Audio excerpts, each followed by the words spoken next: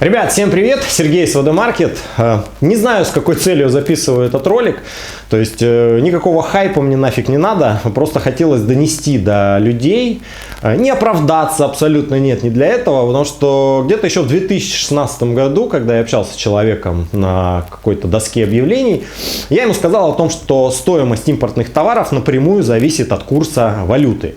На что он мне ответил так, что я сразу же, как говорится, упал в осадок. Да? Он сказал, говорит, при чем тут доллар, ты в рублях продаешь. То есть, ты сразу принимаешь для себя решение, что дальше уже этому человеку объяснять ничего не надо. Я думал, что он такой один. Оказывается, нет. На самом деле, вчера я в группе выложил пост, в котором рассказал примерно то же самое. На что получил кучу негативных каких-то отзывов. И я не думал, что народ просто не догоняет, по какому принципу строится цена на импортные товары. Так вот, давайте на основе вот этого лодочного мотора, это лодочный мотор Сипро 9.8, такая так называемая новинка, которая вышла где-то, наверное, год-полтора назад. Это копия Тахатсу. Вот, кстати, можете посмотреть комплектацию. Я положил сюда вот такую вот бумажечку с цифрой $1000.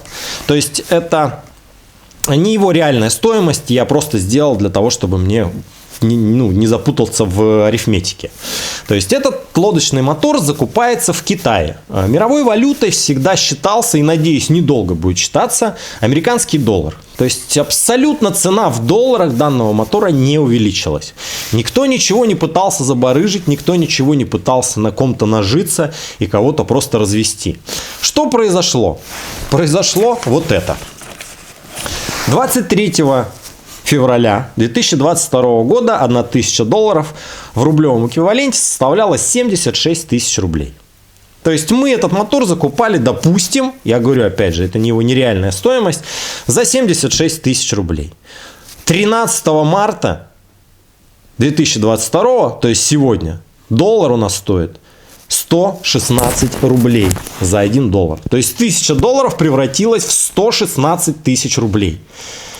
Если этот мотор продать за 76 тысяч рублей, мне многие пишут комментарии, говорят о том, что вы же купили по старому курсу. Типа того, что продавайте по старому курсу. Ну хорошо, я купил по старому за 76, продаю также за 76. Но мне же нужно потом его купить, чтобы положить себе на склад и чтобы дальше торговать. То есть я иду с вашими рублями, 76 тысячами рублей в обменник, в банк. И говорю, мне нужен косарь баксов. Они говорят, ребята, с вас 116 тысяч рублей. То есть получается сколько там? 24, еще 16. То есть мне нужно добавить 40 тысяч рублей для того, чтобы его купить и положить себе на склад для дальнейшей продажи. То есть и почему у нас так люди интересно размышляют и говорят о том, что купил по старому курсу, продавай по старой цене. Ну как? Если потом мне придется закупить за 116. Купил за 76, продал за 86. То есть мне нужно будет 30-ку добавить.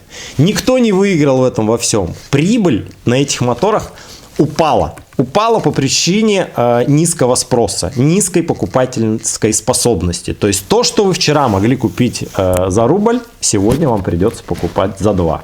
Естественно, если мотор стоит $1000 и это 76 тысяч рублей, то когда он стоил 76 тысяч рублей, барыги, давайте назовем все своими именами, как вы говорите, продавали этих моторов в день по 10 штук. С каждого зарабатывая по 10%, они зарабатывали 76 тысяч рублей, допустим, в день. Так вот, когда он стал стоить 116 в рублях, продажи упали до 2 в день. Если мы даже стали зарабатывать больше, вместо 7600 рублей с одного мотора мы стали зарабатывать 11600 рублей с одного мотора, то в совокупности по количеству продаж у нас выручка упала в 5 раз. То есть было 76 тысяч рублей, а стало у нас сколько? Если 116, это у нас 11600 и еще 11600. 23 тысячи рублей. Во сколько получается? В 2,5 раза практически упало. Немножко ошибся в арифметике, как и сказал. Так что абсолютно никому не было выгодно обесценивание рубля. То есть никто на этом ничего не выиграл. Так что вот такое мое объяснение. Вы можете писать свои комментарии. Я знаю, что опять это, знаете, комплимент с точки зрения моих подписчиков, называющих меня барыгой. То есть, если бы меня не называли барыгой, значит бы точно обо мне никто не знал, и никто ничего бы у меня не покупал. Так что, чем больше тебе трубят, значит, тем на правильнее ты пути. Все, всем пока.